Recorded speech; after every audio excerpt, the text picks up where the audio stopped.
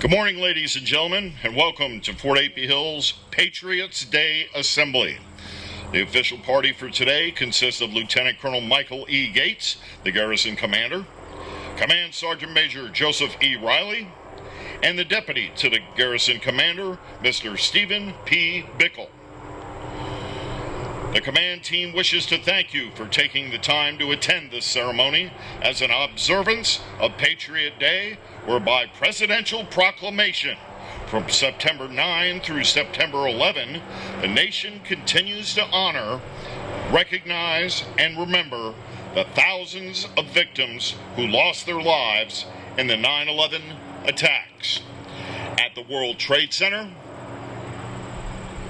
the Pentagon,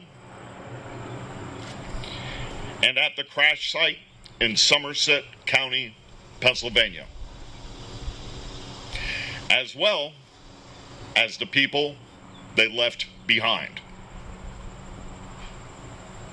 Ladies and gentlemen, please stand and remain silent for the singing of our national anthem. Reset. Halt.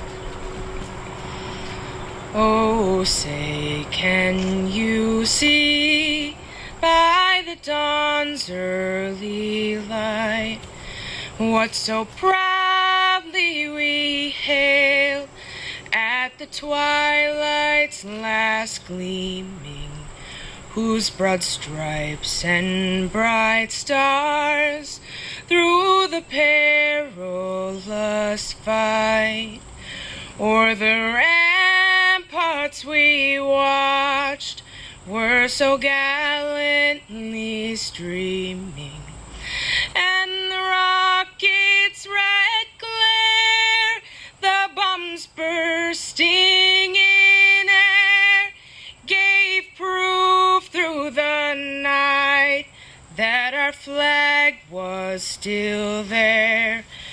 Oh, say does that star-spangled banner yet wave o'er the land of the free and the home of the brave? Order. Halt.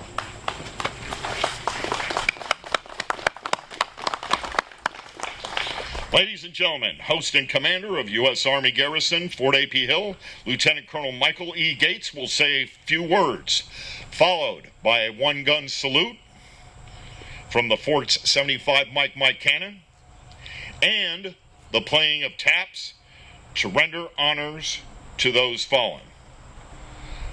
Ladies and gentlemen, Lieutenant Colonel Michael E. Gates.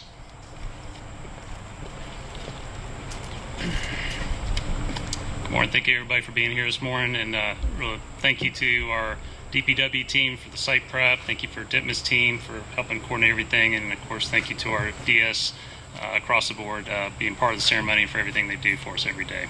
So, today we honor the memory of those who were tragically lost during the 9/11 terror attacks.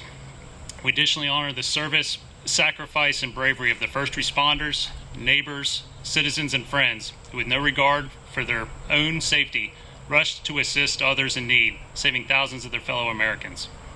Our first responders here today represent and honor the 469 firefighters, law enforcement, and military lost on 9/11.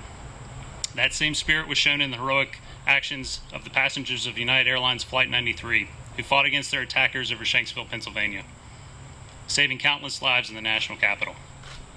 Additionally, we honor the memory of the American service members lost while serving our nation over the past 18 years of conflict, with 44 service members lost over the past year. As young men and women born on September 11th, 2001 turn 18 today, many will choose to enlist in the armed forces, following in the footsteps of their parents, siblings, and friends who have served in our nation at war. We've all felt the loss of our colleagues, friends, and neighbors and family from these conflicts. Over here on this installation, we know that our dedicated support prepares America's men and women for those conflicts, providing them critical skills and training, enabling them to perform their duties overseas and return home to their loved ones safely. Let us never forget the sacrifices made by the brave men and women lost in 9/11 and in the years since by honoring the fallen, caring for the wounded, and supporting our teammates, neighbors, and families each day. We'll now have a moment of silence to reflect.